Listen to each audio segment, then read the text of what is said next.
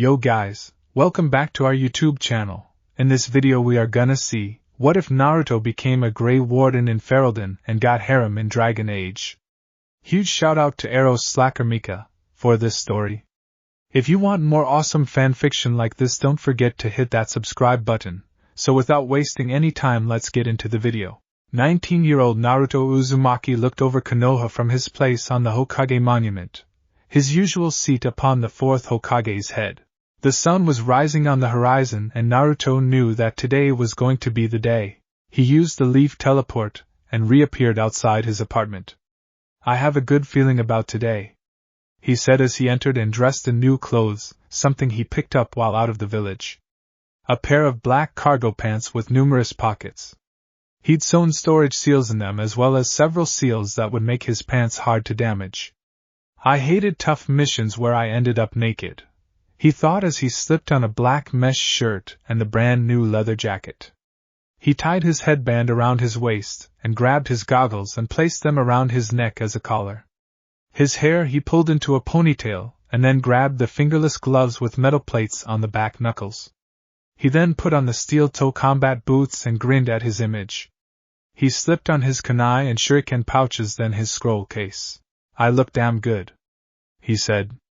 Good enough to be crowned Hokage, he thought, and with that thought he left his apartment. Don't want to be late to my own coronation. Hokage Tower? Tsunade looked at the pictures of her predecessors. Today she would announce the official 6th Hokage. She wanted to do it 3 years ago after the mess with Pain and then Danzo, but she'd taken up the post of Hokage again after her coma and hadn't had a chance with all the political maneuvering that was going on, and the council kept her very busy. That's a lie. I've had numerous chances, I just procrastinated in order to protect. Her thoughts were cut off as there was a knock at the door. Enter. She called knowing that Shizen was busy in the hospital.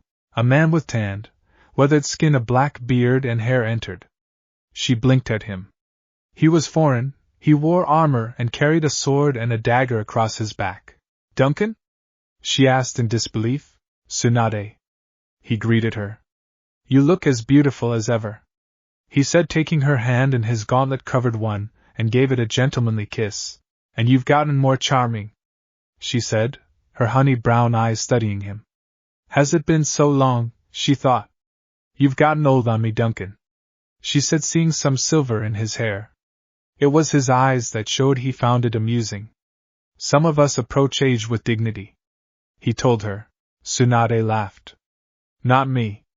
I face it then run away screaming in the opposite direction. Duncan chuckled. I was surprised to hear that you returned to Konoha and are the Hokage, he said, and took a seat that she offered. That's old news. I'm about to announce the next Hokage and retire to run the hospital and drink my free time away. She folded her hands. What brings you all the way to Konoha? It's nowhere near the lands you wander. And if I recall, you were joining some secret order last time we talked. Duncan smiled. My ship stopped here for supplies before we make the long journey to Ferelden. He sighed. A blight has started and I've been searching for aid. He looked at Tsunade hopefully. She shook her head. I wish I could, but the Council of Kages swore to not be involved on things not part of the elemental nations. And with the mists we are safe from the blight. I'm sorry, Duncan, I wish I could help you. My grandfather and uncle would have sent as many ninja as they could spare, but now...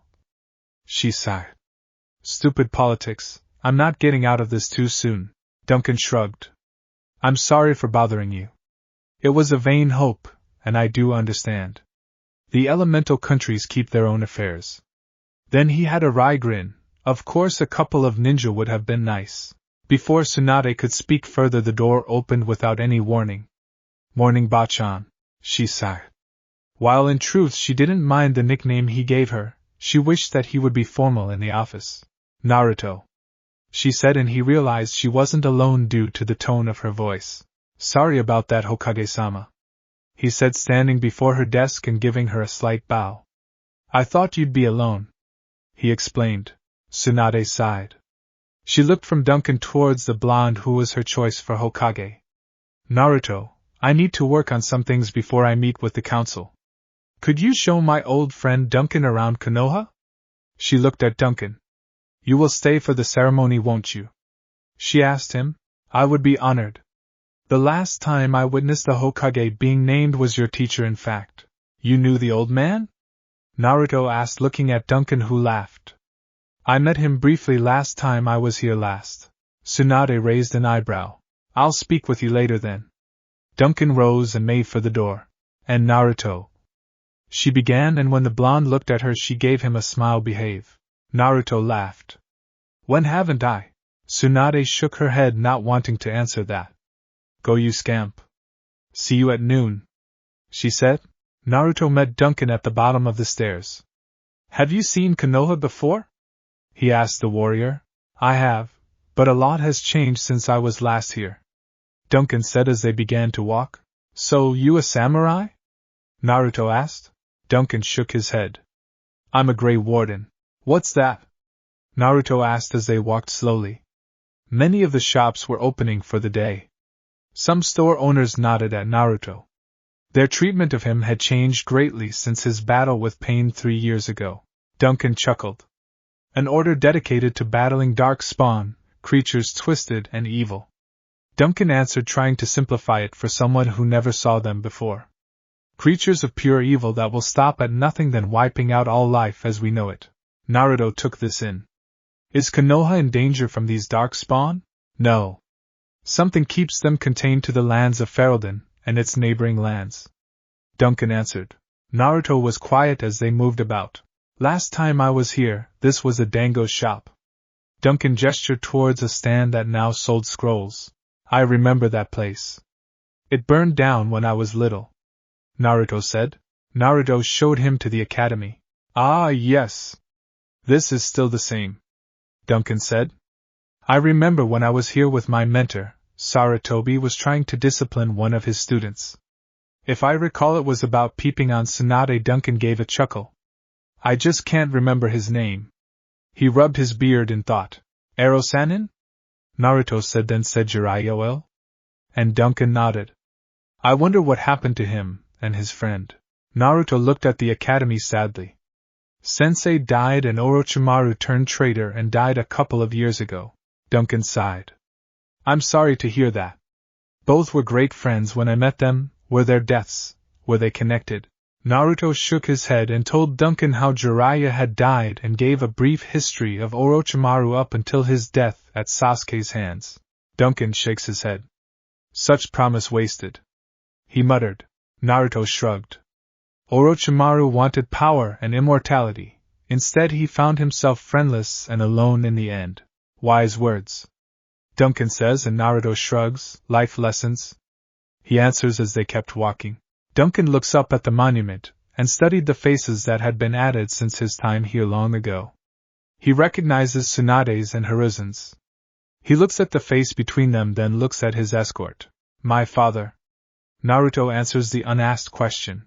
Duncan didn't ask, as it seemed to him that the blonde found it a touchy subject.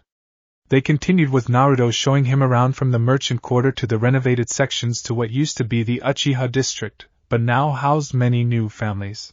Have you eaten yet, Duncan-san? Naruto asked. No, I was going to eat before returning to my ship, Duncan answered.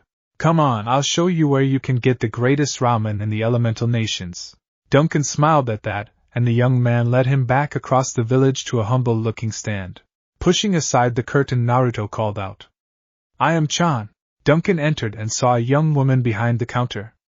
Naruto, she greeted. Your usual? The blonde nodded, and a bowl for Duncan-san to try. I am, as the woman was called, greeted him. What would you like to try? She asked. Duncan looked at the menu above the bar. I'll try the chicken and pork ramen, and a bottle of water, please, he said, taking a seat at the bar. Naruto used the time to study the man more. The armor and weapons looked well used and cared for. The man's skin was dark, and Naruto could tell it was from long hours under the sun. So how long have you known Tsunade? Duncan asked. Naruto shrugged. About 8 years, nearly 9. Naruto looked at the man. What about you? Duncan chuckled. I met Tsunade long ago. I was about 11 or 12 when I first met her, when my mentor came to Konoha to speak with the Hokage. Naruto listened as Duncan told of his impressions of the Sannin when they were his age. Over the years my mentor had me learn everything from eating habits to politics. I even got a year of training in your ninja academy, Duncan said with a chuckle. I felt awkward, but at the same time I was fascinated with everything I saw. The two ate their ramen and Duncan told stories of a younger Tsunade. They were nearly finished when the tarp over the entrance opened, showing several members of Konoha's Umbu. Uzumaki, the one wearing the boar mask, said. Yes, does Bachan need me yet? The blonde asked and blinked at seeing 7 Umbus standing there. You are to come with us to the council chamber, Boar said in a very neutral voice. Duncan cocked an eyebrow at this man's tone. Naruto seemed to notice how tense the Umbu were. What's going on? He asked. I am returned from the back room, and when Naruto turned to see her, 2 of the Umbu leapt and took him to the ground. A third rushed up and bound his hands and fingers. You'll pay for what you've done, monster. The eagle-masked Umbu snarled. What the hell are you talking about? Naruto asked as his face was in the ground. Excuse me? Duncan said as he stood. What are the charges? Stay out of this, stranger. One of the Umbu barked at him as they hauled Naruto to his feet and disappeared in a mass shunshin. Duncan looked over at the girl. Where would they take him? Duncan asked. There is something wrong here and I need to find out what. Duncan thought as he paid for the meals and hurried to the tower after Iam had told him to the interrogation chamber. I need to see Tsunade and get this cleared up. Duncan thought and cursed at the distance he'd have to cover wearing armor. Duncan looked at the Hokage's tower that was surrounded by Umbu wearing an odd symbol that translated to root. He shook his head and found his way blocked. Halt! One of the root-marked Umbus said. No one is to enter the tower. Duncan studied the masked face. I need to speak with Lady Tsunade. It's important. The Umbus snorted. Leave, outsider. Duncan's eyes narrowed and he took in the eager stances by the Umbu. Very well, he said and walked away.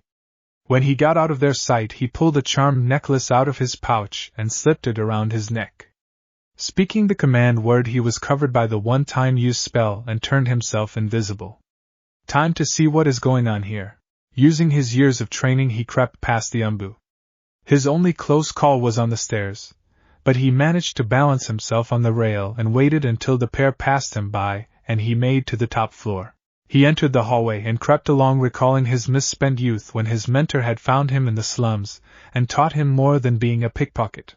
He got to the office and frowned, seeing the armed ninja and numerous counselors gathered there. The youngest man there stood with a grin. His hair reminded Duncan of a duck's backside. He looked at the gathered root and spoke. This will work. Keep her contained, and once the announcement is made you will kill her. Lord Uchiha, what of the Kyubi brat? One of the councilmen asked. The identified Uchiha smirked. Right now he's having his chakra sealed away permanently, and once it's announced that he's killed the 5th Hokage when she told him that I was going to be announced as the 6th Hokage. He laughed a bit madly. And everyone that is loyal to Tsunade, more to the point those loyal to Uzumaki, are either in rude holding cells or out of the village, and by the time they come back I'll be Hokage. A dangerous game you're playing, Sasuke-kun. One of the Hokage's advisors warned. Uzumaki is well liked and respected. Sasuke Uchiha snorted. The idiot couldn't lace up his boots without help. Konoha will accept me as the 6th Hokage. He smirked again. And once it's announced that Naruto is the Hokage's murderer, we'll have him released, and the sheep will do the rest. Duncan saw the 2 advisors share a look, and he remembered them as the Third's teammates, Koharu and Hamaru. He watched as they left, and then when the arrogant Uchiha left, leaving several guards. Duncan wasted no time as he unsheathed his sword and dagger, and the first Umbu was gutted and the second one beheaded, and their bodies were falling to the ground when Duncan's charm failed, and he tore into the 3rd guard, burying his dagger in the man's skull. He kicked open the door and found Tsunade bound and gagged on the floor with her assistant several feet away, dead. Cutting her free, he looked at her. Thank the Maker that you are still alive. Tsunade had tears in her eyes as she looked at her longtime friend and first apprentice. He killed her, she whispered. He walked up behind her and slit her throat. I knew I should have killed the little bastard and ignored the council when they said he should be allowed back into the village. Tsunade was leaning against her desk. I need to gather Umbu, she said. Duncan shook his head. It looks like a silent and complete takeover. When Tsunade looked at him, he explained what he overheard. Damn it. And I sent most of them away. The earliest anyone would be back is a week's time. Tsunade sat on the edge of her desk and thought. Your best bet would be to escape Konoha and lead a revolt when you have allies around you, Duncan said. Tsunade nodded. I hate to say it, but you're right.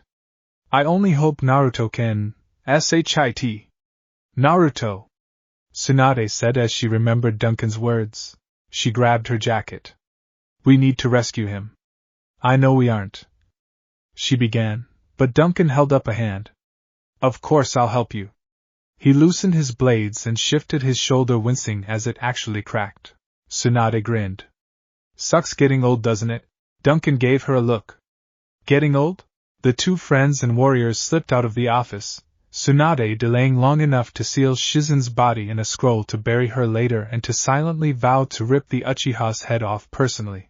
Underground, Duncan's sword dispatched another root Umbu and Tsunade's fist pulped another, as they moved through the base. I knew Danzo had a base, and I thought that we had mapped it all, she said as they hurried towards another staircase that led them further below Konoha in a web of tunnels. They had discovered the path down as a pair of root operatives had gotten cocky, and Tsunade cursed as she knew with her luck this wouldn't end well. 6 floors lower than the last floor they knew about originally, and Tsunade growled at the sheer number of ninja that were hidden here. 3 fucking years and we thought we'd cut the last root cell out. Tsunade thought as Duncan was showing what a warrior of his stature can do as he chopped, slashed, and bashed his way through Danzo's trained minions. I knew when that bastard died he had more than what we found. Tsunade thought as she followed Duncan, who had another root pinned to the wall, but the man bit down on a poison tooth before he could be questioned. Looks like this is where the trail ends, Duncan said as he flicked blood off his blades. Tsunade growled and with a chakra-enhanced punch blew a hole in the wall leading to another corridor that the end showed a lit room. Tsunade and Duncan rushed to the end where they found an unconscious Naruto strapped to a chair, and the marks of the chakra seal fading. No! Tsunade rushed in and felt the blonde's stats. Pulse slow, erratic. Tsunade looked at Duncan. Breathing, come on baby, don't leave me.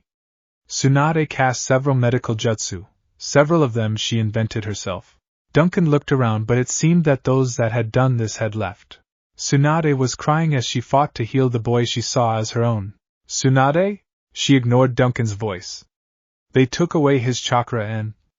She looked at the results her skin was giving her. They took the QB out of him. Shit. The procedure is supposed to take 3 days, how the hell? The door behind Tsunade opened. But she wasn't paying attention. Duncan was, and he put himself between Tsunade and the possible threat.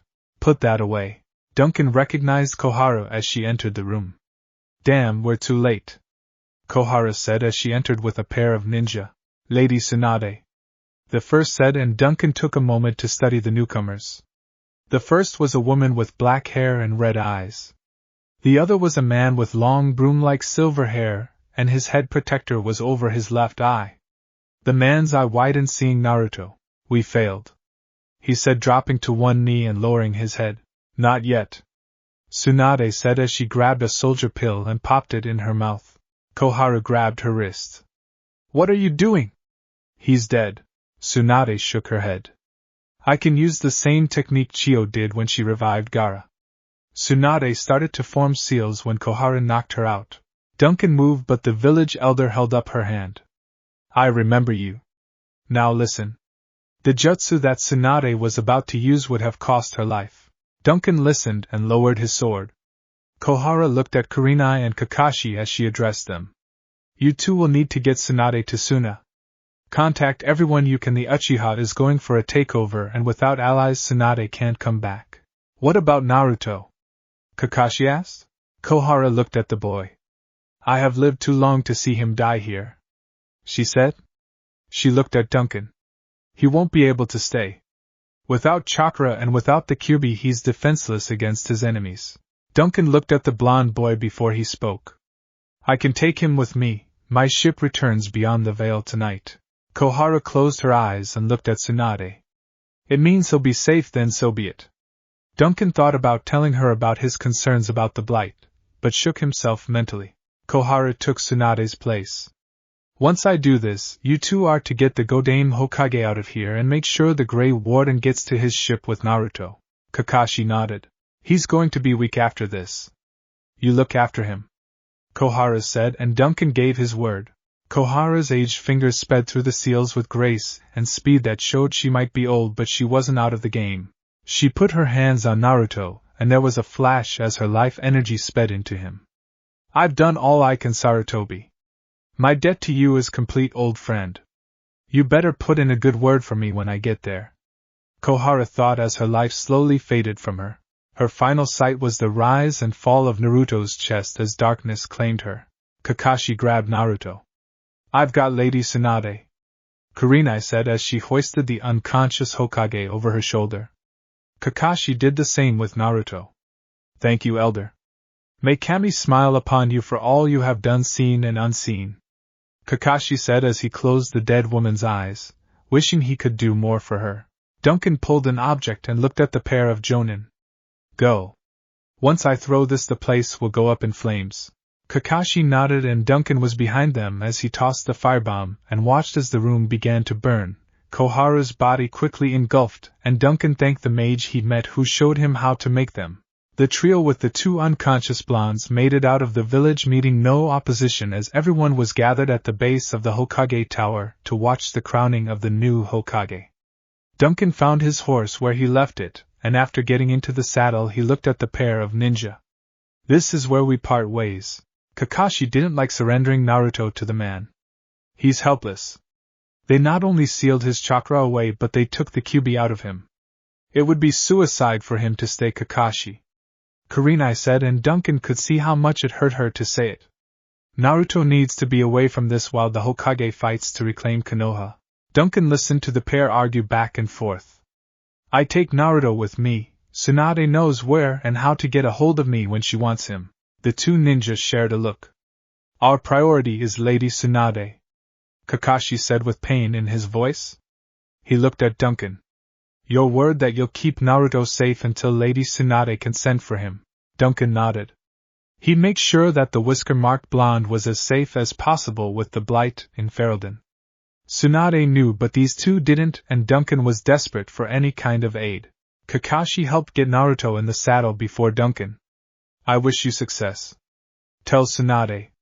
Here Duncan paused. Tell her I'll make sure Naruto comes home. Kakashi nodded once and watched as the foreigner rode away with his former student and sensei's son. I wish you well.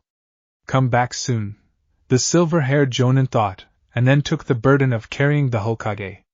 The 3-day trip without supplies was going to be interesting, since they knew that until they were in Suna they had no allies until they could send out the call, and for that Tsunade had to be awake. With one last look where Duncan had rode away with Naruto, the two jonin of Konoha with the unconscious Hokage fled the land of fire, vowing to return and right things as soon as possible. A groan escaped Naruto as he lifted his hand, which felt like it was made of jello. Finally awake, I see.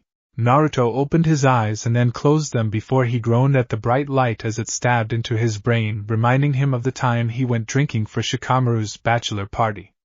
He tried to sit up, but a strong hand on his shoulder pushed him back down. Easy. You've been unconscious for 3 days. Naruto blinked his eyes to get them to focus. He saw the dark eyes and bearded face of Duncan. They captured you too? Naruto said after a moment, and the sip of water Duncan gave him. No, we're on a ship bound for Ferelden. We've passed the Vale and are heading to the port in Denerim. Duncan explained everything since Naruto had been taken from the ramen stand. The blonde looked overwhelmed. Shizen's dead? He asked, sounding lost, hollow. Duncan nodded. I am sorry. But it was the best decision at the time. With you defenseless and Tsunade in exile, it was. Thank you? I want to be alone for now, Naruto said. Of course. When you're up to it, I will train you in another way to fight.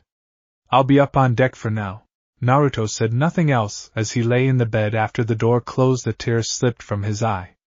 Damn you, Sasuke. I will return one day and I'll help Grandma Tsunade kick your pale ass and bury next to Orochimaru. This I vow. A promise of a lifetime. Naruto clenched his hand and thought about the future, and the past along with those left behind. The days aboard the ship were interesting to say the least. Naruto without his chakra sulked until Duncan asked him if he used it to fight. Thus began the lessons with the sword. Duncan looked up many times and could be heard asking the Maker for guidance and patience as Naruto had to unlearn what he knew. They did discover early on that while Naruto's chakra was gone there was residue from the Kyuubi which only seemed to work at healing Naruto, who told Duncan that it was a hell of a lot faster than before as the accidental cut on his arm vanished in less than a minute as Duncan watched it happen. Help came in the form of one of the ship's crew who used to be an assassin and had watched for several days as Duncan tried to teach Naruto his style of fighting and was failing spectacularly. He's not good with your style, the man said, running a hand through his gray hair. But we have a month yet before we reach Denerim. I can help the boy. Duncan looked at the sailor with a raised eyebrow. And how do you propose this? The man chuckled. Ninja aren't too different than I used to be. I can train the boy to fight without chakra. Granted he won't be the best, but he'll be started on the path and only experience will be the best teacher. Duncan looked on at Naruto, who was trying the sword stances he taught him. He sighed. Do it. Silas became a very tough teacher and Naruto a very dedicated pupil. Silas said if they had the time he would make Naruto the very best. But as Duncan watched he saw the man train Naruto with throwing stars and weapons he'd gotten from the ship's hold, mostly daggers, which the blonde did better with than the borrowed longsword from Duncan. Naruto was a natural with traps and hiding, even wearing bright colors. Silas taught him to make poisons and to coat and maintain his weapons. Naruto was also a natural with archery, and by the time the ship reached the port of Denerim, Silas presented Naruto with a pair of beautifully crafted daggers, a short bow made of holly that the sailor said he got trading with the Dalish, and some leather armor. It was a different Naruto that walked down the boarding ramp that had been carried aboard over a month ago. Gone was the orange and blue jumpsuit. Instead, Naruto was dressed in his new armor, and over his back was a quiver and short bow given to him by Silas. Around his waist was his belt sporting his Hittite with the leaf symbol. His hair was in a series of braids that one of the female crew did during his training with Silas after his bangs got in his face during a spar. The daggers were in special sheaths under the quiver, but were easy to draw with practice that Silas made sure he had. Adjusting the fingerless leather gloves, he looked to the side when Duncan put a reassuring hand on his shoulder. Welcome to Ferelden, and this is the city of Denerim, the Grey Warden said. Naruto looked at the bustling port, and the city beyond it. In ways it reminded him of Konoha. He saw people, merchants and travelers. He looked at Duncan. We're here to see an old friend. I'm hoping to get a recruit or two to join the Grey Wardens and help battle the Blight. Duncan explained as they left the docks and ventured into the city. We're going to the alienage to try and recruit my friend. During the month traveling from Konoha, Duncan had taught Naruto about Ferelden, its people. The blonde was curious about the elves and he had long discussions into the night about how they were treated. I understand and agree with you, Duncan said when the whisker-marked blonde had been upset hearing how elves were treated as slaves or worse. Shaking his head, Naruto saw they were nearing the alienage when Duncan stopped and turned. Why don't you start getting the supplies and some extra clothes and such? He then gave Naruto a bulging sack filled with gold, silver and bronze coins that were the currency of the world he was now part of. But, Naruto started. You can join me later, Duncan said with a soft smile. Explore. Naruto looked around and nodded. Duncan was trusting him on his own, and it reminded Naruto of times with Jiraiya. All right. The blonde took the money pouch and repeated back the items Duncan wanted him to get. Naruto watched as the man entered the alienage, then turned to explore the city and find some merchants that had what he wanted. The bag and backpack that Naruto bought from the mage store were bottomless, reminding him of sealing scrolls. He was enjoying his talk with a dwarf about Orzammar when he heard about a disturbance happening around the alienage. He met several elves who were slaves and had been shocked at their behavior, one vendor telling him that obedience was beaten into them. Naruto's knuckles had tightened at this. He hated slavery of any kind, and the more he heard about how elves were being treated, the more he wanted to slap people for their common acceptance of this. Shaking his head, he paid for the last of the supplies and slipped them into the second pack he bought for Duncan.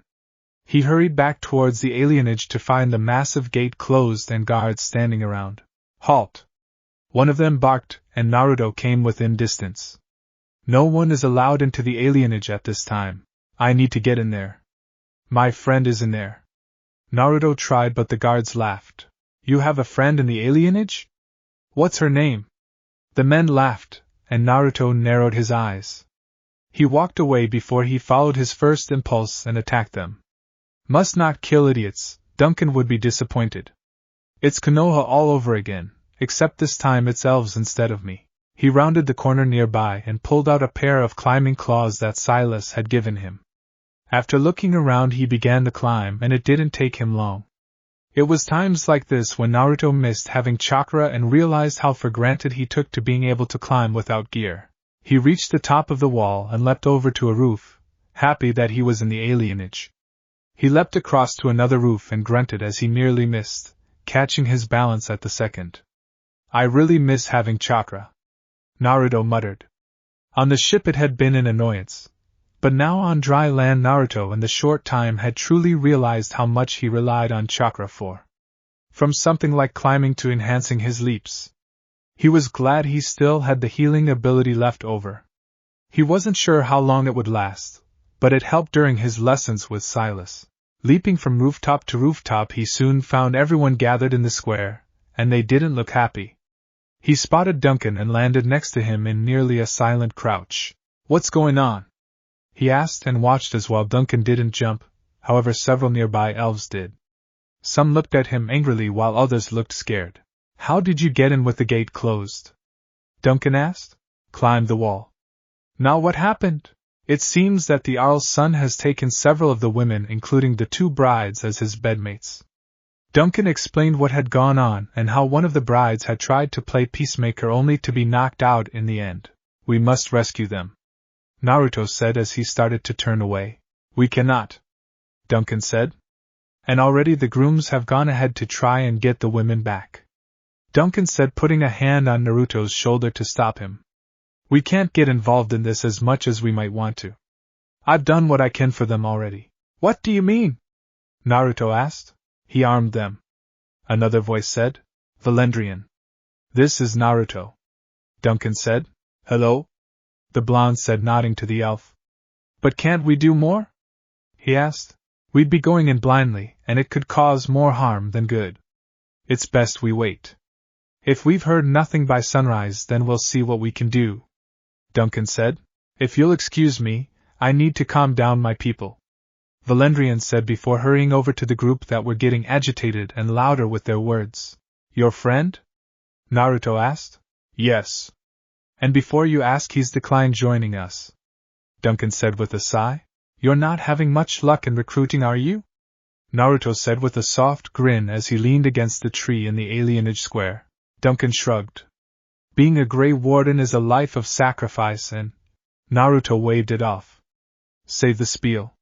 You gave it to me on the ship. I said I'd join. It's something for me to do since I can't be a ninja or Hokage anymore." Duncan looked sadly at the blonde. "So sure are you?" Naruto snorted.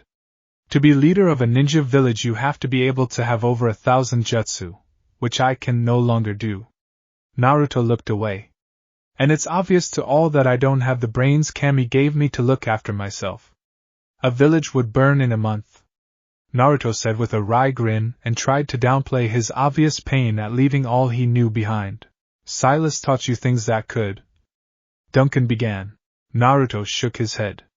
"He taught me things, true, but what he showed me would never help me as a ruler." Naruto shrugged.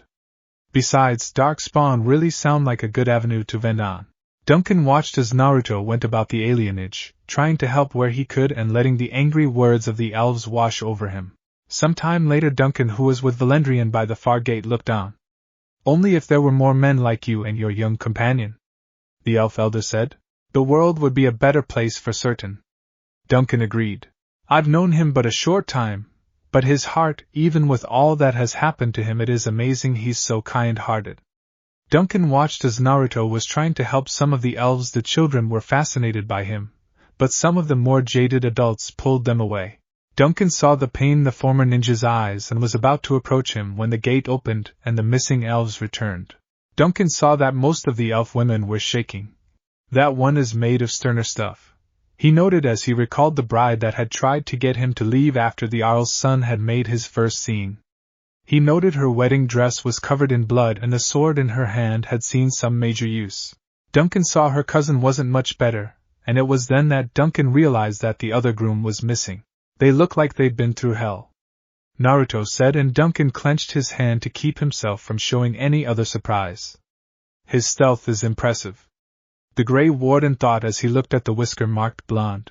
Let us hope that is not the case, Duncan said as they joined Valendrian and listened in as Sori speaks about he and the other groom getting into the keep and how they split up even as the pair used a nearby rain barrel to wash the blood off. I found Callen as she was being cornered by 2 guards, Sori said. He told Valendrian of their battle through the Jarl's keep, and Naruto listened with half an ear as he looked at Callen, who was talking quietly with one of the women, and sent them on their way. He saw her glance at him and scowl, not that Naruto blamed her if what happened to her what Naruto thought. We need to get you 2 hidden. It won't be long before, Valendrian was saying even as the gates rumbled open. An elf ran up. The guards are here. Callen grabbed Sori's by the arm and moved behind the elder and Duncan. Naruto's hands twitched, but a steel-covered hand from Duncan and a glance had him keep his hands away from his weapons. For now, Naruto thought as a dozen heavily armed guards marched in. I seek Valendrian, elder and administrator of the alienage. The captain of the guard growled out. Here, Captain. I take it you have come in response to today's disruption? The captain looked annoyed at this. Don't play ignorant with me, elder. You will not prevent justice from being done. Justice? Naruto thought with disgust.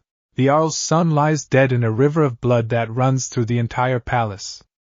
I need names and I need them now, the captain said, and it made Naruto think that the man was nearly whining to the elder. Callen gripped Sori's arm and kept him quiet. Valendrian shook his head. I'm afraid I can't help you, Captain. You know the tales that are told of the Jarl's son. I'm sure you can guess what happened. Valendrian reminded Naruto of Sarutobi when he was dealing with the council when Naruto was younger. I know that no matter what happened it has gone too far. Your silence puts the entire alienage at risk. He turned and looked at Duncan, recognizing him for what he was. You there, Grey Warden? Tell me what you know of this night's foul deeds. Duncan shook his head. I have nothing to say, Captain. And Naruto gave the man props. He kept his cool while the blonde was having a hard time and biting his tongue. I've always been hot-headed when someone is being bullied. But there isn't time for that, so I best let Duncan handle it, for now. Then I'll ask one more time. If anyone here knows who murdered the Jarl's son, speak now and save yourself a lot more trouble.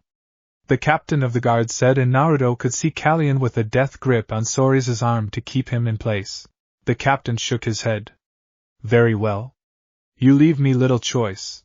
At that moment an elf woman stepped forward, and with his sharp hearing he heard Sori's mutter, Elva. No! Stop! She did it! Her and Sori's. Elva said, pointing to Callen and Sori's. Naruto's hands went to his daggers. What the hell? Why did she sell them out? The captain wasted no time. You two certainly match the descriptions we have. Guards, disarm them, he ordered. Naruto was going to fight when Duncan stepped in the way. Captain, a word if you please. What is it, Grey Warden? The situation is well under control, as you can see, the captain said, looking uneasy. Be that as it may, I hereby invoke the Grey Warden's right of conscription. I remove this woman into my custody.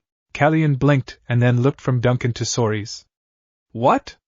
What about Sori's? The blonde elf finally found his voice. Please don't leave me here. Duncan shook his head. I'm sorry, but this is not charity. The Grey Wardens need skilled fighters. To take you would be to condemn you to certain death, and I will not. Naruto wanted to argue, but he could see what Duncan was saying. While he might have fought against the Arl's men, the danger they were heading into would be 1,000,000 times worse. No! No, don't leave me here! Soris begged. Silence you, the captain said. Fine. You may take that one, but I ask only one thing, Grey Warden. Here the captain paused, making sure he had Duncan's full attention. Get this elf out of the city. Today. Duncan nodded. Agreed. As the captain and his men left with Soris, Naruto looked at Duncan, who was standing before Callen. You're with me now. Say your goodbyes, and find me when you're ready. We leave immediately. He looked at Callen sadly. I needed a Grey Warden and I found one. That conscripting your life is only circumstance. He sighed, looking weary. You did what you had to do in order to accomplish your mission. We need people like you. Shaking himself, he continued. Now quickly, say your goodbyes, your life here is over. Callen left, and Naruto understood the look she had. He had it before Jiraiya took him away from his home for the 3-year training trip. But from the sounds of it, she can never come back. Naruto. The blonde turned, realizing that Duncan had been talking him, while he watched the female elf head deeper into the alienage, pausing to talk to other elves. Sorry. What did you say? Naruto gave the Grey Warden his whole attention. Is there anything you need to do? Did you get supplies enough? Duncan asked. I've got enough and spares on sleeping gear. Here. Naruto handed him a backpack and the warden cocked an eyebrow. Naruto shrugged. Found a magic shop that had a couple of these. They can hold a lot and weigh next to nothing. He gave Duncan the leftover money. I'm getting a few other things. You wait here for me, and should our new traveling companion arrive before me, try and keep her from bolting. The last was said with a chuckle before Duncan left to get some items. Naruto sighed and sat on the steps to a raised platform. Lost in thought, he jumped at the voice that finally broke into his memories. You get conscripted too? Sorry. Callen said as Naruto whipped to his feet and looked at her. Naruto waved the apology off and saw the sad look in Callen's eyes. And no, I wasn't conscripted. I didn't volunteer really either. Naruto Uzumaki, he said, introducing himself. Callen Tabri. She shook his hand. Callen looked at the human before her.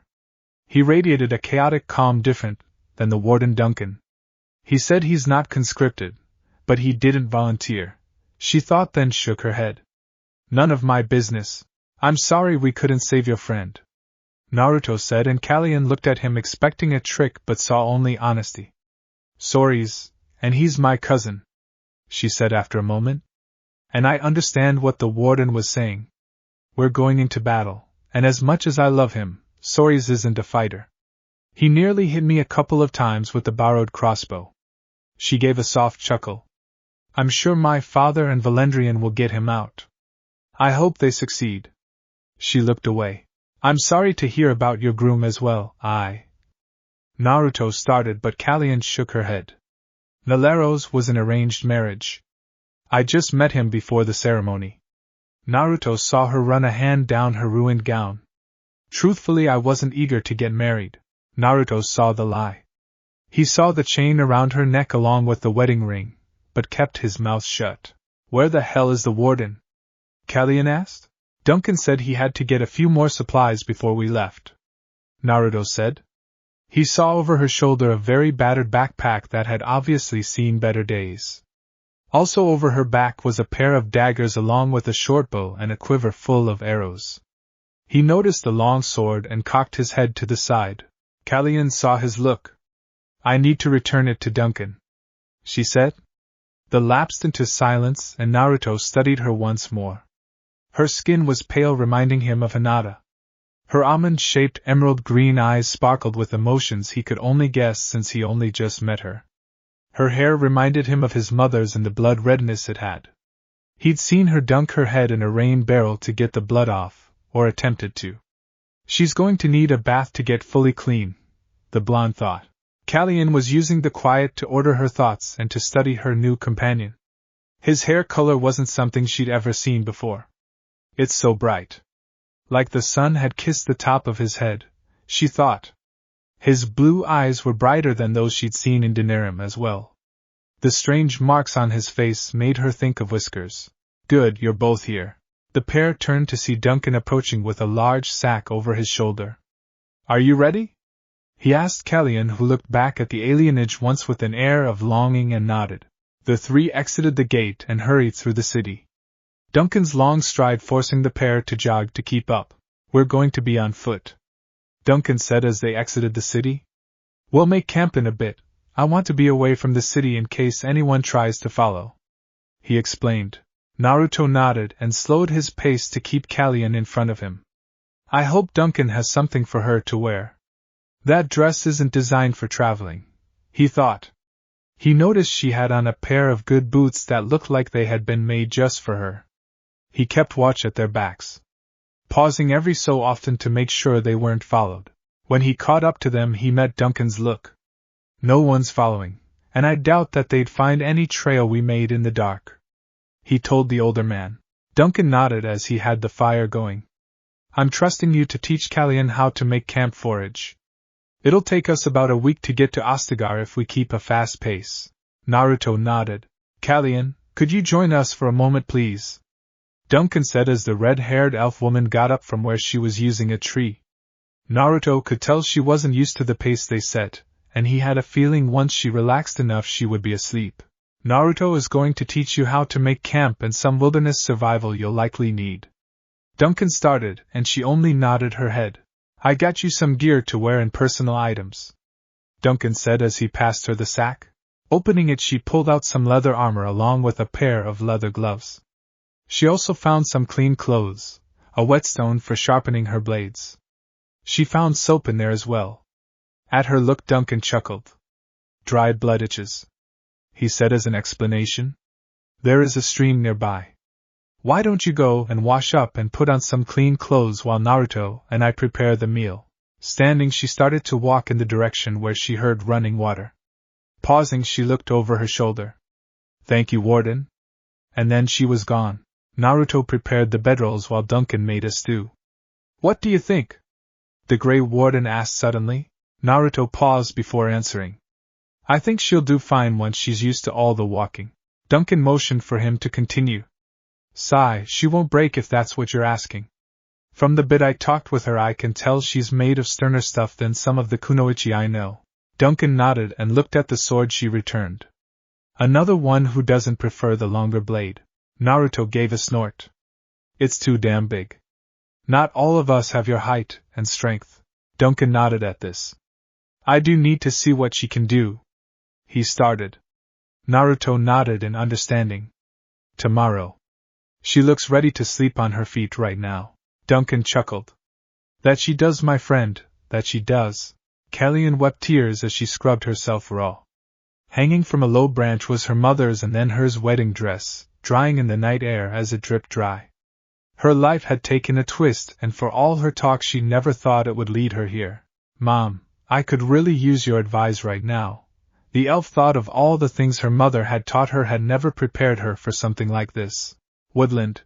Naruto dove out of the way of a blade, and he did a roll before coming to his feet to see a smirking Callen standing there.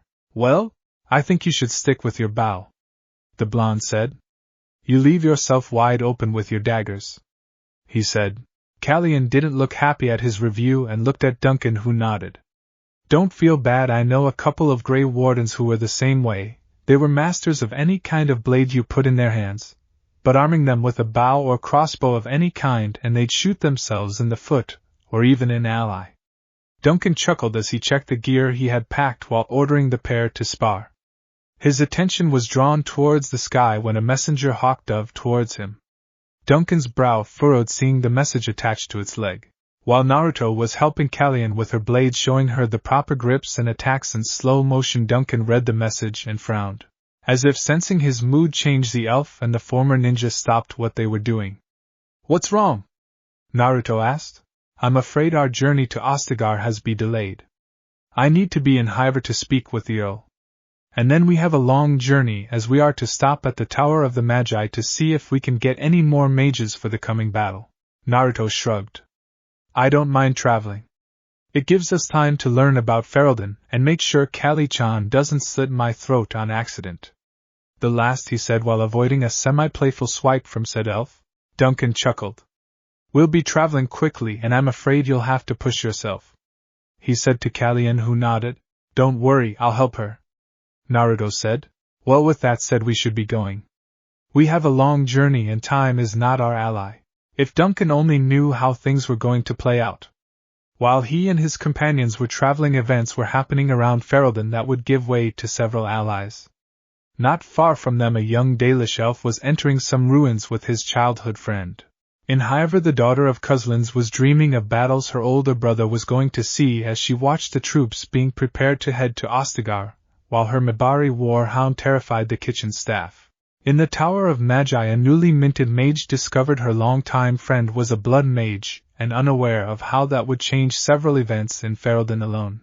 In Orzammar, a dwarf noble and a casteless rogue were about to undertake a journey that neither ever thought of. And deep in the Kokari wilds, an old woman smiled as she saw it all and was preparing for the day when the Maker set it all in motion. Callen growled.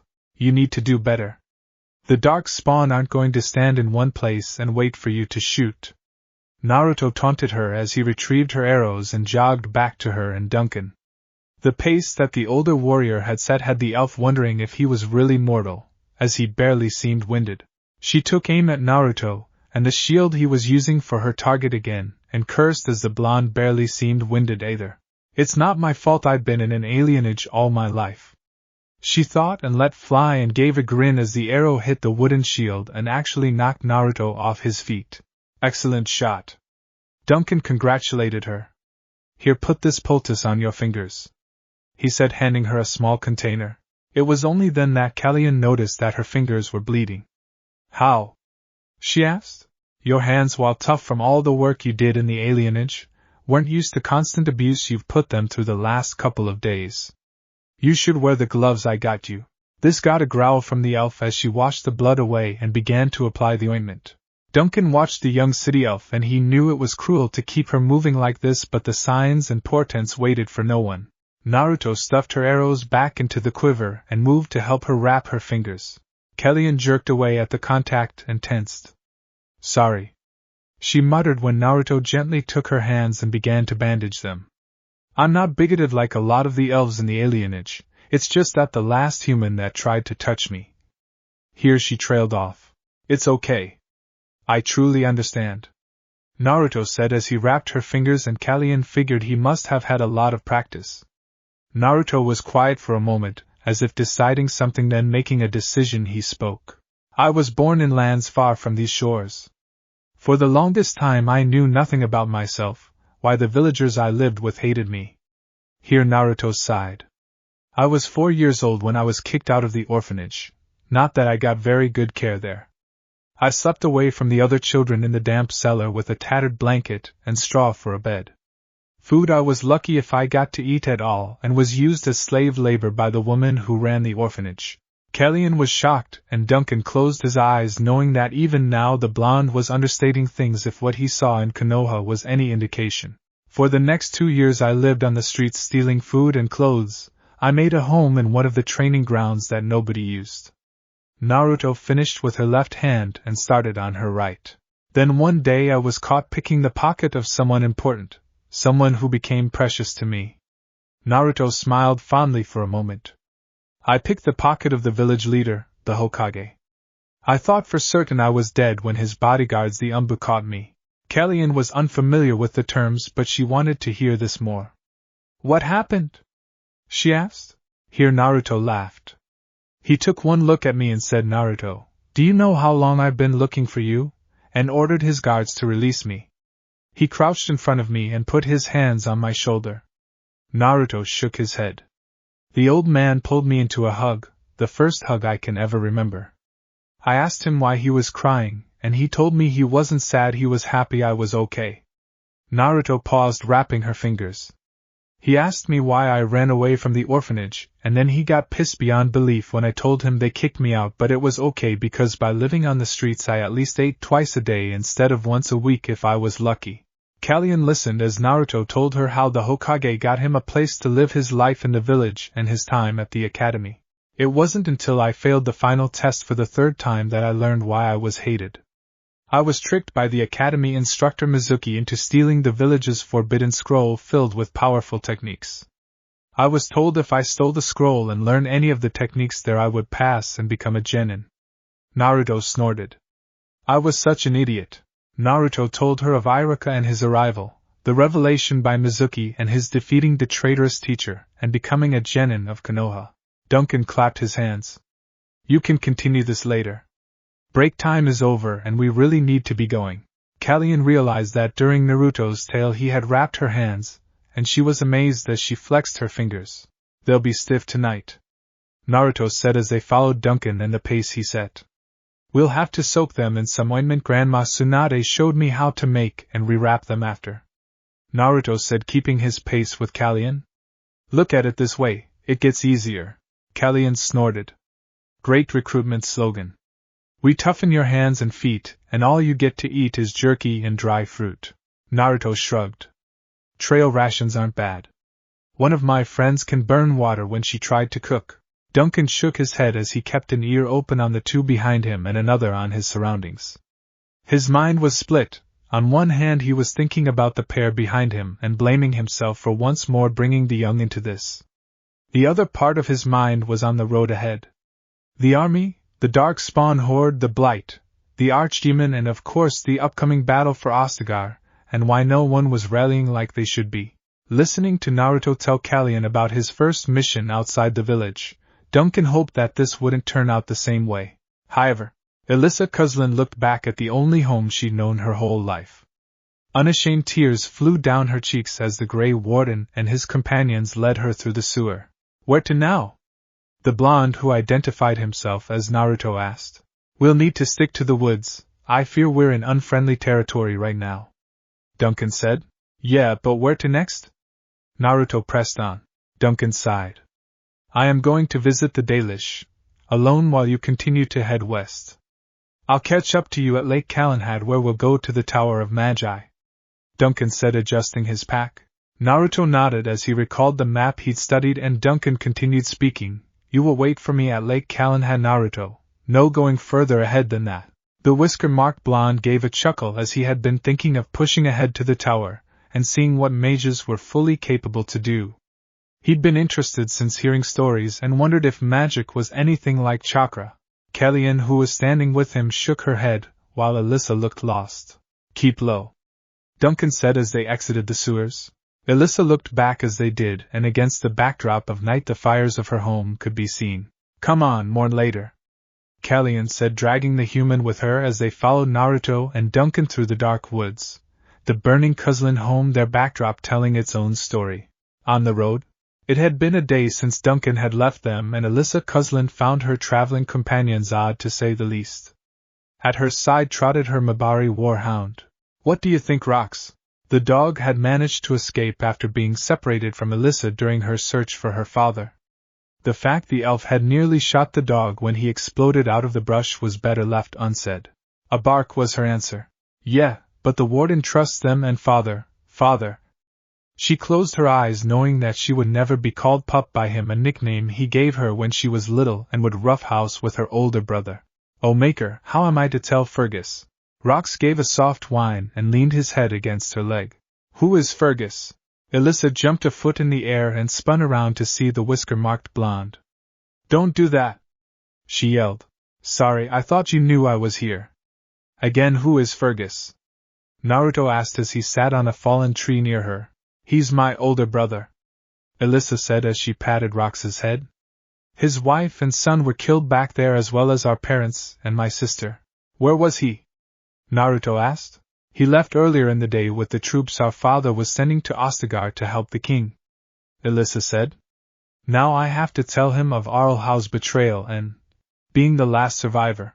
Both Naruto turned to see Callen coming out of the brush with a couple of hares. I pulled these out of the traps you set, the elf said to Naruto. He accepted them and went to prepare them for cooking over the fire. So you two know each other long?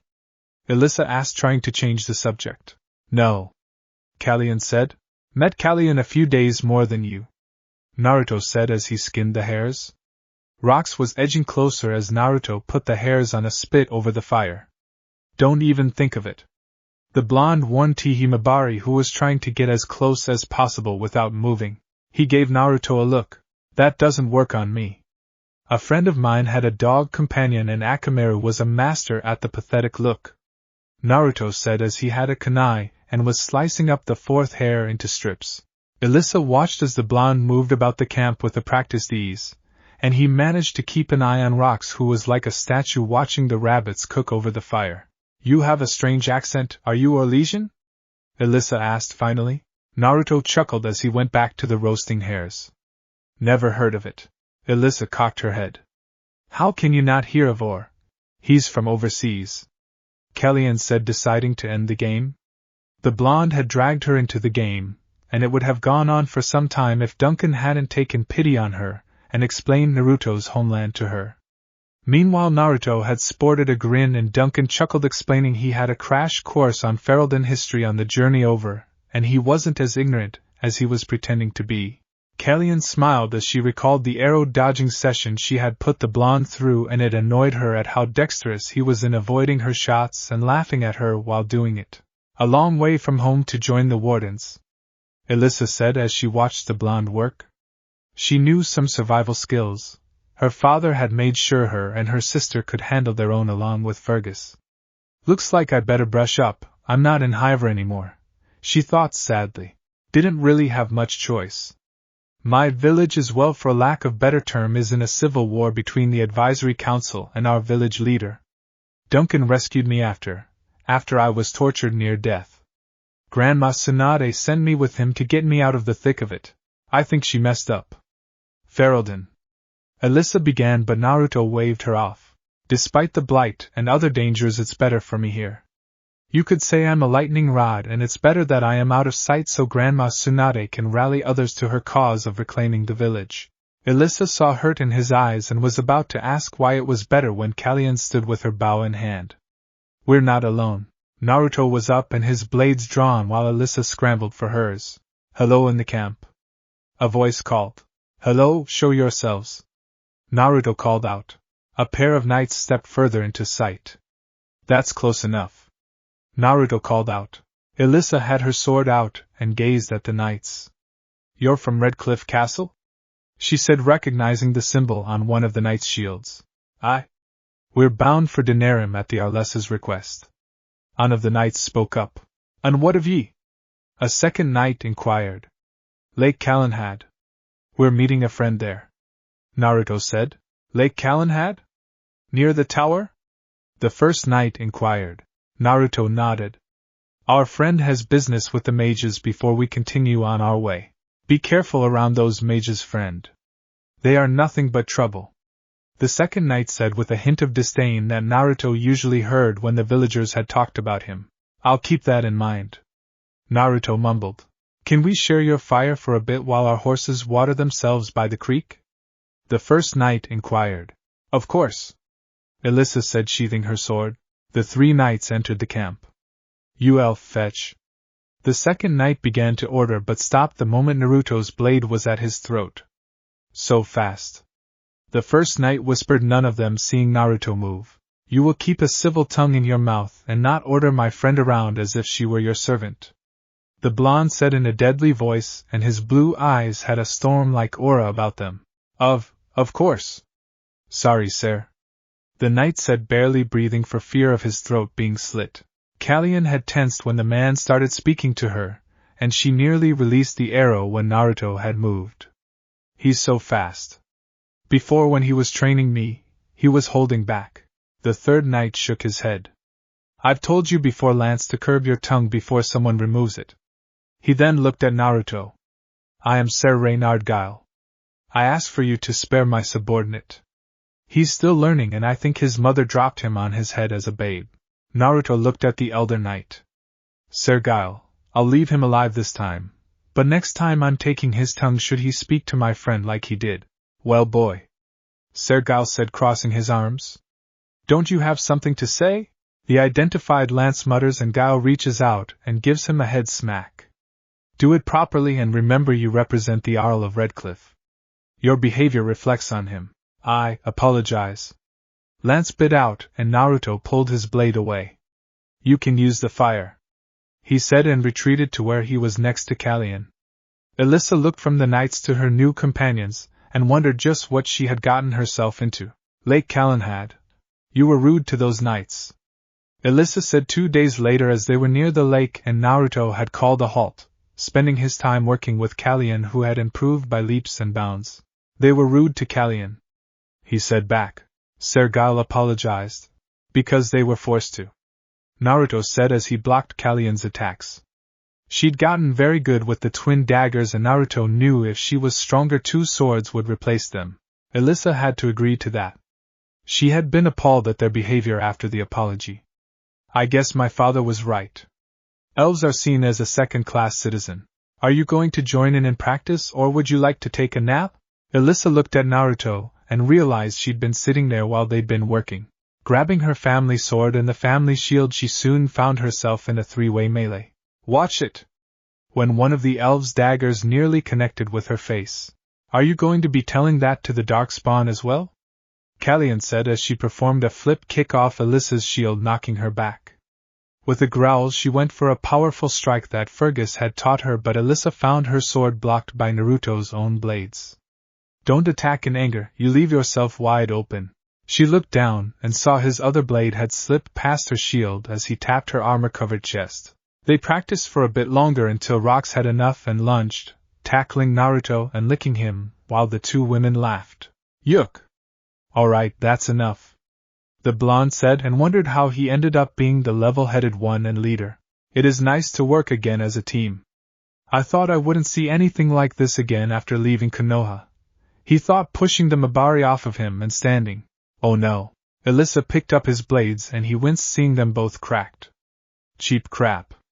The former noble said. Naruto winced as they had been a gift from Silas after his lessons.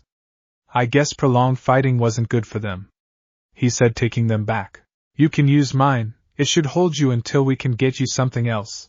Naruto nodded and wrapped the cracked blades and stored them in his pack. Hopefully I'll be able to find a blacksmith that can fix them, but it shows that I'll need something more sturdy, at least daggers designed for heavy combat like the ones Callen's using. He thought as he accepted Alyssa's dagger. It was similar to Callen's and Naruto thought that compared to his last daggers they were ugly. And it's still better than a kunai. He thought still missing his ninja equipment he had grown up with. Kunai were all-purpose tools used for everything from throwing, defending, to climbing and digging. Daggers were bigger, reminding Naruto of A and B's short swords, if not thicker. With a sigh he closed his bag. Those were of anti-Van design, weren't they? Alyssa asked. Naruto gave a shrug. They were a gift from a teacher I met on the way over. Alyssa felt bad for the way she had hammered his blades with her relentless attacks. Naruto shrugged as he brightened. Come on, Duncan told me there is an inn we can wait for him at. Alyssa looked at him in disbelief then looked at Callen who had shouldered her quiver and pack as well. Is he for real? The elf shrugged. He just doesn't let himself get down with things that can't be changed. She said after she'd spent the time from Denerim thinking about the blonde and his mercurial behavior. Last one there sleeps on the floor. Naruto called back and soon he was just keeping ahead of Rox as the warhound was determined not to sleep on the floor if there was a bed available. They only had certain amount of funds and multiple rooms wouldn't be very helpful until Duncan arrived. The elf and noblewoman exchanged looks for a second and raced off in pursuit. Recent losses put aside for the time being. Tower of Magi. Oh Maker, I'm going to be sick. Alyssa said as she looked at the dead Templars who had just been struck down by an escaping blood mage. Naruto was coming back with Duncan while Alyssa, Callen and Rox had agreed to wait in main hall on the first floor. They had seen the 2 women and the man enter the lower level and soon after a squad of Templars form a wall with the Knight Commander, and the first enchanter appearing with Naruto and Duncan. The cleric was to be taken away. It was discovered that the female mage had informed on her friend's plans to steal his phylactery, and they were attempting to capture the mage in question. They had come to the tower shortly after Duncan and a female Dalish elf had arrived that morning. Alyssa had been surprised even though she shouldn't have been, when Naruto took off after the blood mage. Jowen, his name is Jowen. But the blonde came back without him, and she noticed he was missing his dagger. Naruto? Duncan asked as the first enchanter was talking with the Knight Commander. I managed to tag him good, but he managed to escape. He used his blood to create a barrier of some kind over the door. The Templars there are working on getting rid of it. It's harder than steel. What do you mean tagged him? Duncan and Naruto turned as they were joined by the female mage, the first enchanter, and Knight Commander as well as Callen, Elissa and Rox. It was the Knight Commander who asked. I threw my dagger, and it caught him in the shoulder. Naruto said, then grunted. And I lost another blade. Man, this sucks. Duncan patted him on the shoulder and chuckled. You are rough on equipment, my young friend, but your intentions were in the right place. I would have thrown better, but the dagger is designed bigger than a kunai, and the balance threw off my aim. Naruto said, rubbing the back of his neck. Elissa shook her head. Throwing a dagger.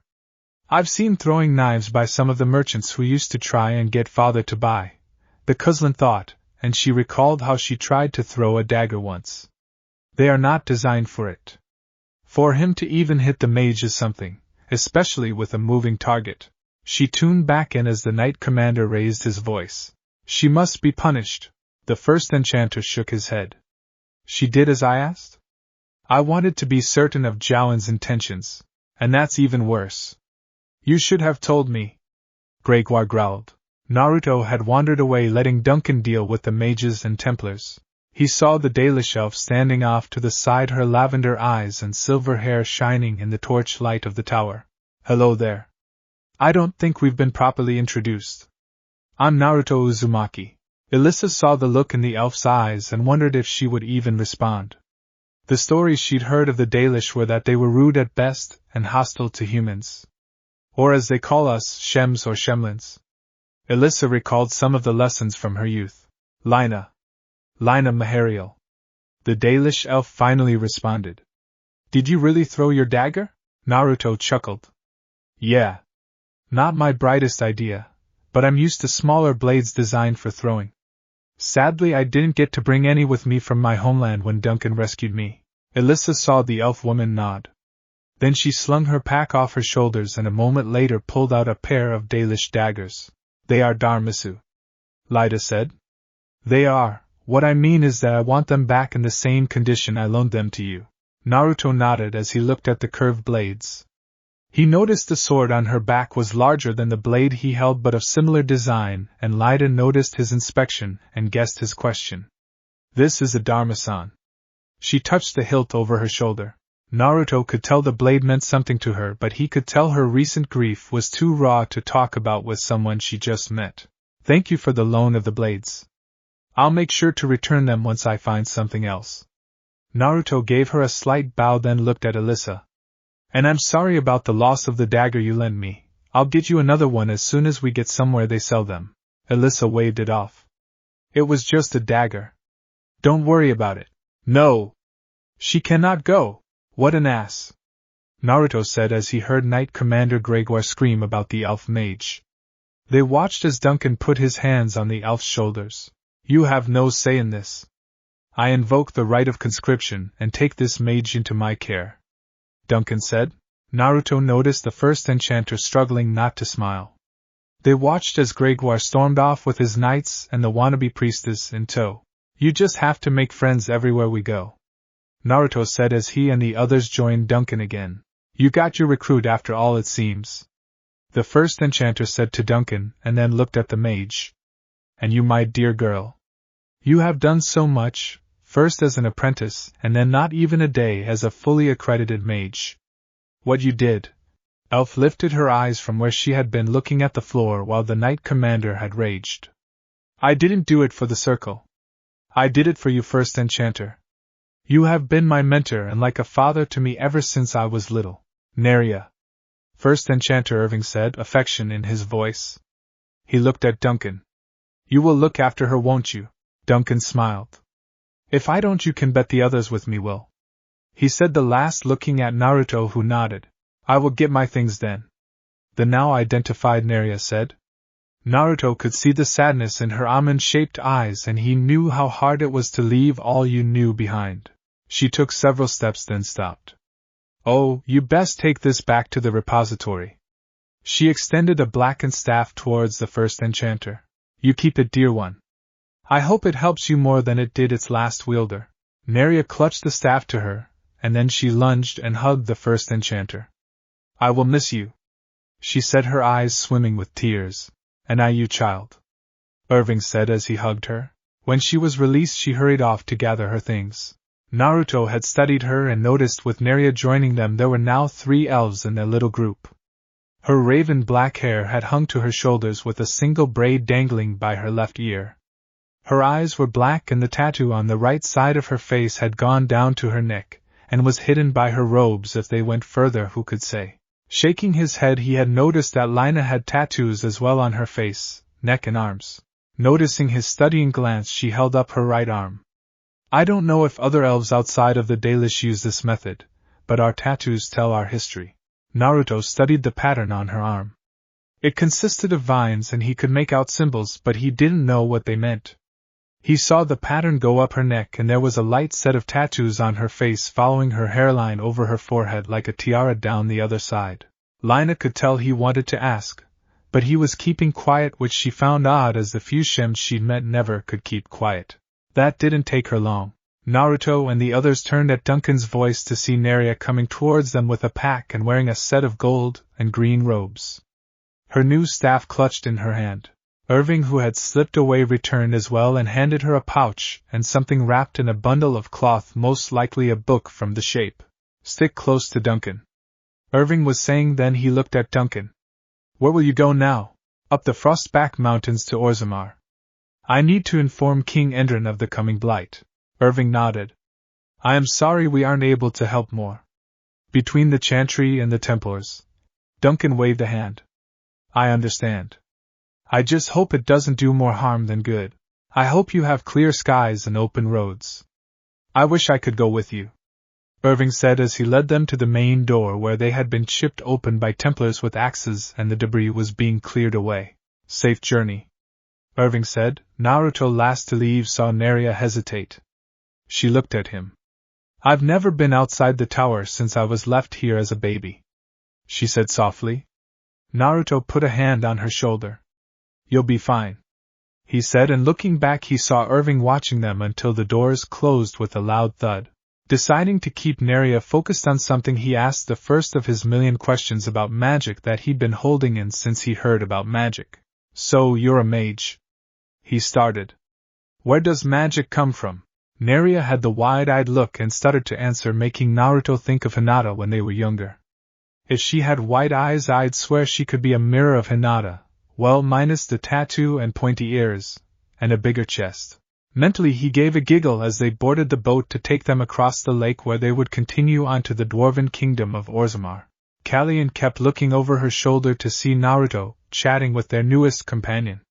She had to admit, the blonde had a way about him. Does he ever shut up? Callen looked at Lina, who was next to her. The Dalish came off a bit cold, but Callen figured it was a defense mechanism. Like I used to. Smiling, she shrugged. You'd get used to it. Lina muttered something in Dalish, and Callen realized how different a city elf such as herself was from her forest cousin. She looked back and saw the circle-raised elf, and how she was wide-eyed as Naruto was describing something to her, and animated with gestures.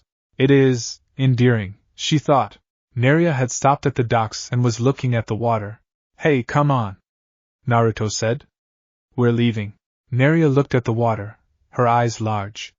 They say Lake Callen eats mages. Naruto gave her a strange look. It's just water, see? He said, reaching down and splashing the water back and forth and getting the elf mage to leap back in fright. It's just water, Naruto said again. It's dirty, but it's still water. Neria shook her head and explained the centuries of failed spells and experiments being dumped from the tower. Naruto scrunched his nose up as she told how the Templars used the lake as a dumping ground. That's disgusting, but still it's not the lake's fault. Come on. Get in the boat. I promise I won't rock it. Elissa, who heard that, snorted. Yeah, he did that on the way over, nearly capsized us. Rox gave a bark of agreement with his human. Duncan chuckled as he allowed himself to enjoy these days, knowing that the time ahead would be filled with less laughter and more serious matters. He closed his eyes knowing that the dreams weren't wrong. I just hope I can keep my promises before I take my walk in the deep roads, he thought, looking at the young people knowing that the future lay in their hands. Ready or not, I pray I get to prepare them for what is to come, he thought as he watched Naruto help the mage into the boat. Frostback Mountains? Something bothering you, Naruto? The whisker-marked blonde looked at Duncan. I'm just wondering why you split us up is all. Duncan stopped and looked the blonde in the eyes. We are going to the dwarven kingdom of Orzammar. The journey will be strenuous mountain paths and I wanted to check the dark spawn in the deep roads. The others weren't ready for that experience. And I am? Naruto asked. Duncan chuckled. You are more than ready. It was fortunate that we ran into some of my fellow wardens on the road. They will make sure that the others get to Ostagar and prepared. Van Dyne will watch over them, I can assure you. Naruto had to admit that only Lina had faced darkspawn out of his new companions, and she was used to the rigors of travel and combat. Elissa, while trained, had admitted she was pampered by her father and brother whenever they had left Highever. And Rex's boundless energy, while admirable, couldn't, or more to the point, wouldn't be parted from his mistress. Mabari were like that. Callen had skills she'd learned from her mother but had never been outside the Denerim alienage until her exile and was worn down by the rigors of traveling. And then there is poor Neria. Naruto thought of the elf mage. The few days on the road away from the circle tower had been hard on the elf who, since she had been 6, hadn't been outside of the tower. You'll see them all soon, Duncan said with a warm smile from his bearded face, already guessing the blonde missed his new friends.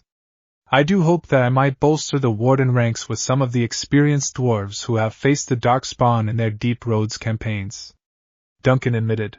Naruto shook his head and wondered who was going to have the bad luck to join them this time. It seems everyone who has joined us since Denerim has had a run of bad luck that puts Tsunade's to shame, myself included. Far away in the elemental countries, a blonde, honey-eyed woman sneezes violently.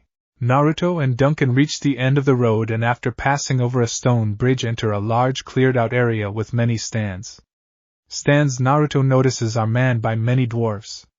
When he asks Duncan about them, the elder man chuckles. These are merchants. Either exiled nobles who broke the law in the city, or they are casteless hoping to start a new life. Duncan answered Naruto's question, are these the warriors we're looking for? After passing the massive stone doors and guards, they enter a hall filled with statues.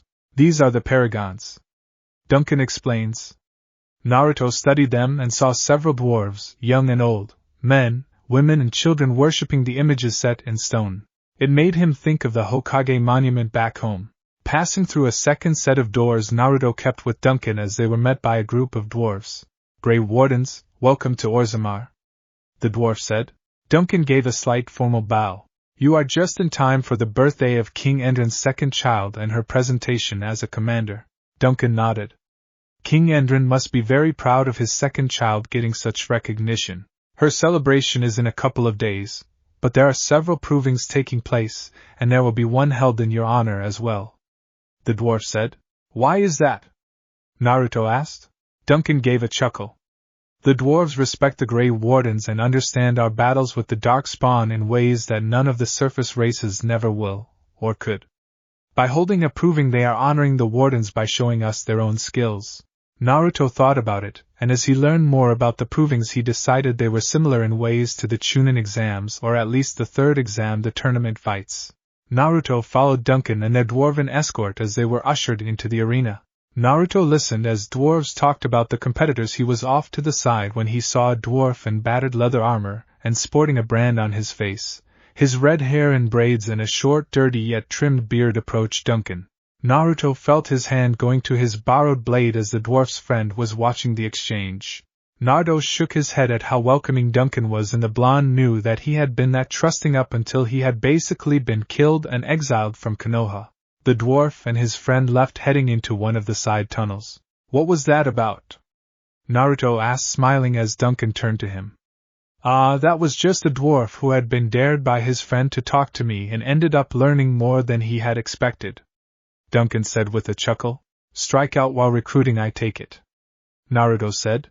Maybe, Duncan said with a thoughtful look on his face. Any further discussion was cut off when the proving master called them up and escorted them to where they could watch the battles.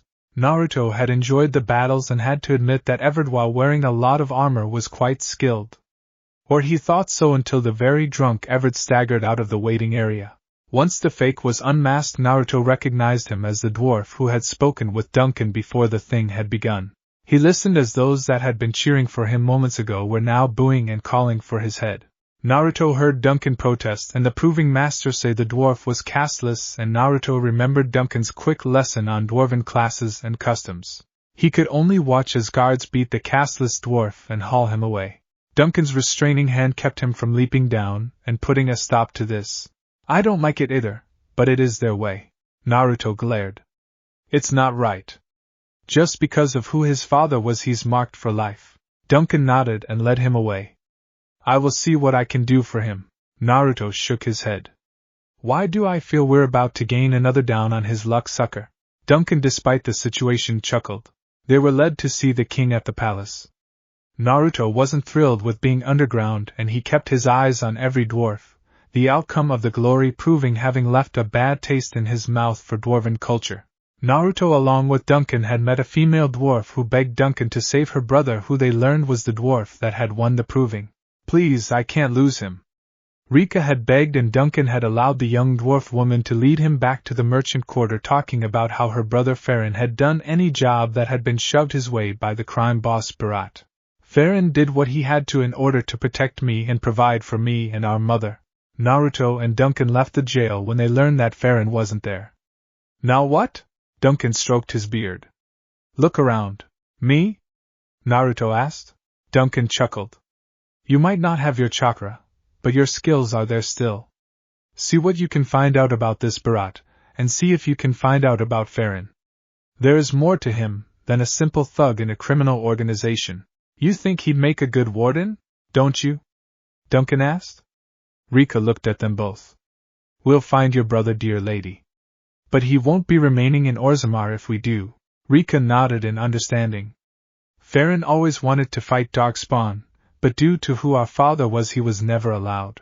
With his skills, he'd make a fine Grey Warden, Duncan said. The elder man gave Naruto a look. Meet back at the palace at the 6th stroke of the gong. Naruto nodded, and this was one of the times he missed the technology of Konoha. Clocks or watches and short-range radios would be great at times like this, he thought as he watched Duncan lead the red-haired female dwarf away.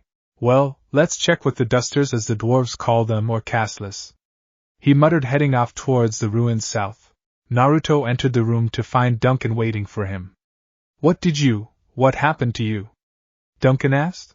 Naruto sat on a nearby chair and winced. Seems people don't like to talk about Berat. They get downright threatening. Duncan went to get some health poultices. Don't bother, I still heal quickly still. Duncan looked at the blonde in concern. What happened?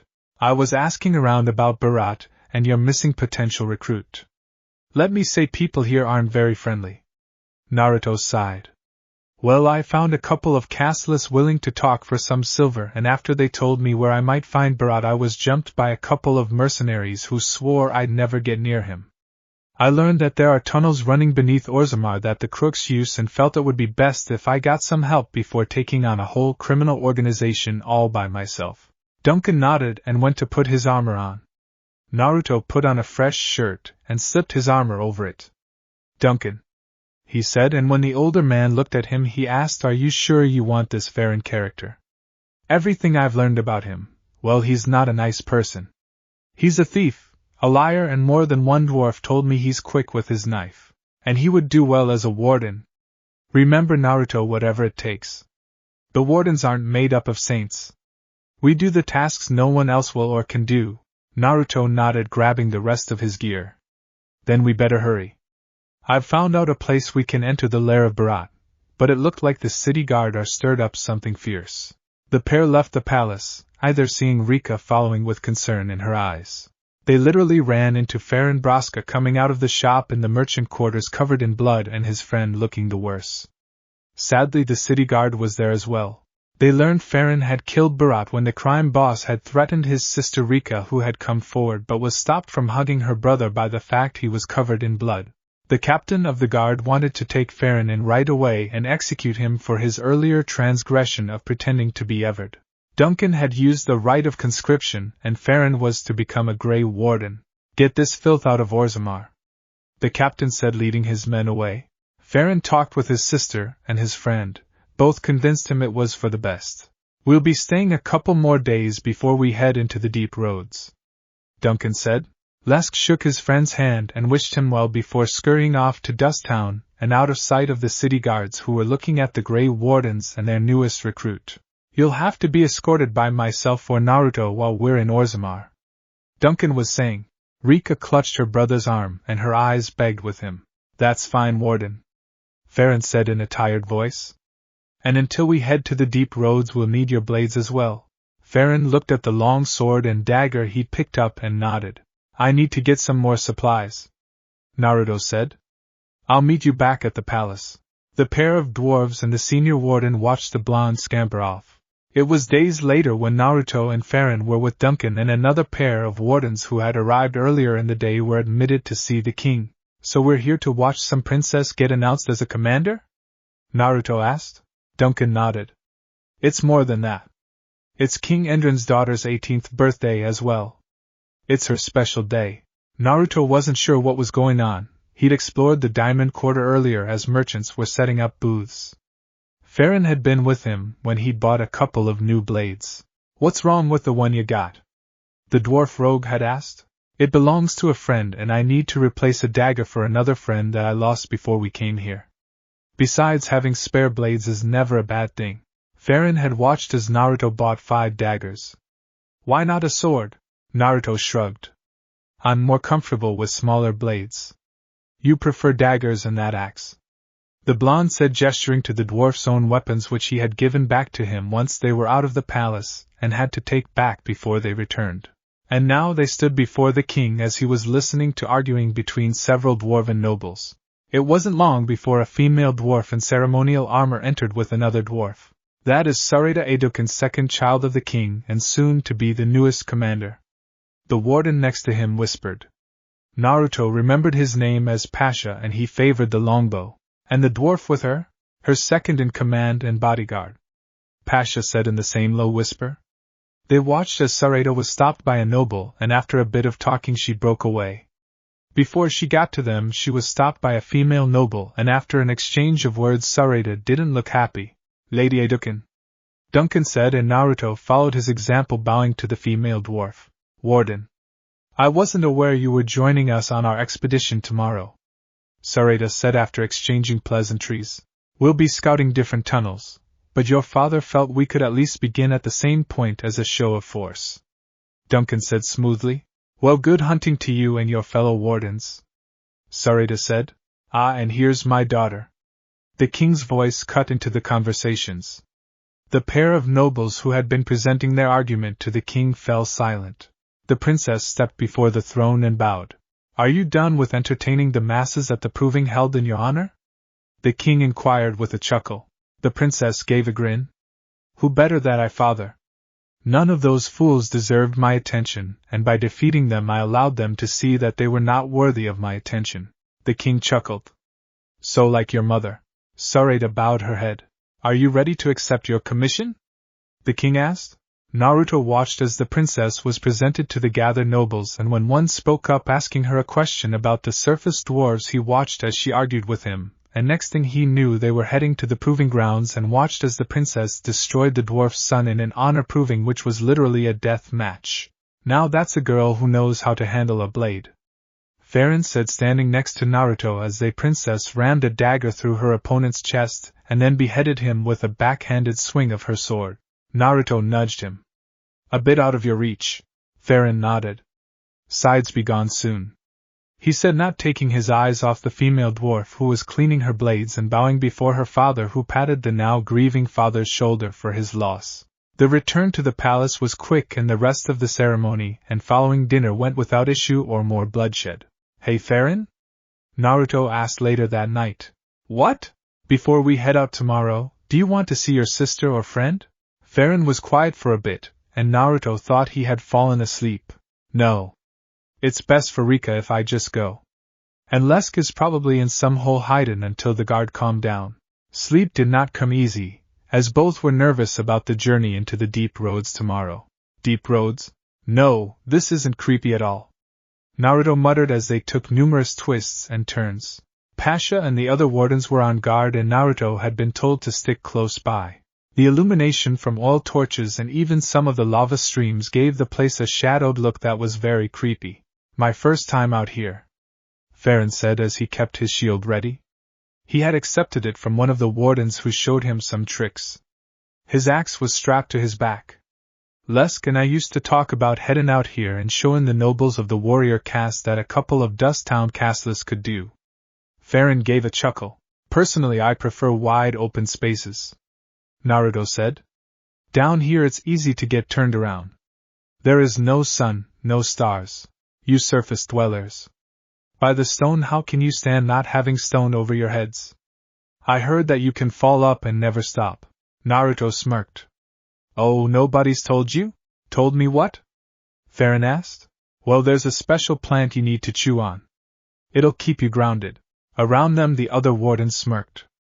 They had fallen prey to Ferelden's joke earlier when he got them to eat moss. A plant? Yeah. It has special properties that keep you connected to the dirt. Naruto. Duncan warned. He has to know Duncan. It wouldn't be fair to keep it from him, Naruto said, and the senior warden groaned and turned away. Don't worry, Ferelden, I have some on me, Naruto said. And you just chew on these leaves? The dwarf commoner asked. Well, Naruto said, and the other wardens looked away to keep their laughter to themselves. Damn you to the stone, you nug humper. Naruto laughed as Ferelden was squatting behind some rocks. Don't forget to wipe when you're done, the blonde called as he looked around the cavern they were currently camped in. They had encountered some giant spiders and things that were called deep stalkers, little bipedal lizards that had seemed to come out of the solid rock. The herb Naruto had gotten the dwarf to take caused diarrhea. Naruto had given him enough for a short time, but it had forced Duncan to order camp until it passed. The other warden had not been amused. There is a serious lack of darkspawn down here, one of the wardens said. We know that means they are assembling, another said. How can you tell? Naruto asked. These tunnels we're in, they should be crowded with the buggers, Arthur, a former knight, said as he sharpened his sword. We're miles away from Orzammar, and have seen only a small handful of darkspawn. You mean the spiders, stalkers, and what were those things? Naruto looked at Arthur. Shriekers, the knight said. Right. Those aren't darkspawn. No, but they are foul, evil creatures that survive in dark places. Naruto sighed and then smiled as Ferelden joined them by the fire. Everything come out all right? Naruto grinned and the dwarf glared. It was several days later, and they were nearing an exit that would be in the Frostback Mountains south of Orzammar when they were come upon by a very unlikely encounter. A female dwarf staggered out of a side tunnel in clothes carrying a sword and shield. Naruto blinked. Lady Duncan? His call had gotten the attention of the other wardens and Duncan, who had been looking over a map. Milady. Duncan was surprised as he got his canteen and ordered for some bandages, and the mage to come up. Joss the mage was already there and tending to the wounds. Her bare feet were bleeding and her leg was sporting a wound like she had caught in a leg hold trap. She was filthy, covered in blood and gore. Milady, what are you doing out here alone? Duncan asked. Where are your guards? Sarada accepted the water and after guzzling it down as the mage tended to her wounds. I am Lady Duncan no longer, she said, accepting another canteen of water and drinking it down. Why not? One of the other wardens asked. You don't have to answer that, Duncan told her. My younger brother is very good at plotting, it seems. He got me framed for killing our older brother. He manipulated everyone. She said the last softly. Heh, the princess is now a pauper. Ferelden chuckled and the noble looked at the commoner. She looked away. I guess I am. You are welcome to join us, Duncan said to her. You mean become a Grey Warden? Sarada asked for clarification. She looked back over her shoulder, a look of longing in her eyes. A look that Naruto knew very well. You are very skilled, milady. To make it through all these tunnels armed with a sword and shield with no armor speaks greatly of your skills, Duncan said as Joss finished his task. I'm afraid there will be some scars, the mage said softly. Sarada shrugged. I'm not vain. Scars tell a warrior's life. What would you know, you pampered princess? Farron growled. Sarada ignored him and looked at Duncan. I will join you. There is nothing left for me here, and you said there are dark spawn to be fought. They made ready to leave, and Naruto had managed to scavenge some leather armor and boots for Sarada. We'll have to get you something more once we get somewhere safer, he told her after adjusting and cutting notches and straps so they could be adjusted to fit her smaller frame. Farron had been prowling around. Every so often he shoot the other dwarf a dark look. This way, Duncan called out. You remember the way then? Naruto asked. No, but the air smells less foul this way, Duncan said, and the blonde shook his head, wondering if following the wardens was going to get him killed. I can't die. I need to get back to Grandma Tsunade, he thought as he followed the other wardens walking between the two dwarves to act as peacekeeper. Elemental nations, Konoha. Get the fire teams into position, Tsunade called out. She had gathered allies, many ninja in Konoha that were loyal to her and to Naruto. We can't let the traitors escape in the confusion. I will make sure of that, a very monotone voice said as Gaara joined the war council. Tsunade looked at the former Jinchuriki of the one-tailed sand demon and nodded. Hinata, she called out. I'll need you on lookout. The former Hyuga princess nodded. Sasuke Uchiha will pay, Tsunade said. And those that aided him in this. Hinata's eyes narrowed. And then Naruto-kun can come home? Tsunade looked towards the horizon. He better be safe, Duncan, she thought, and didn't answer Hinata's question. Her mind kept seeing the blonde mostly dead when they found him, and she vowed Koharu's sacrifice would not be forgotten. Kakashi, I have a mission for you, she said instead. She just hoped that the information they'd found in a hit-and-run raid would be useful to help Naruto. Chapter end. Alright, that's it for today's video, guys. Let me know in the comment section how was the story. And also don't forget to like, share and subscribe. I will meet you in another video. Peace out.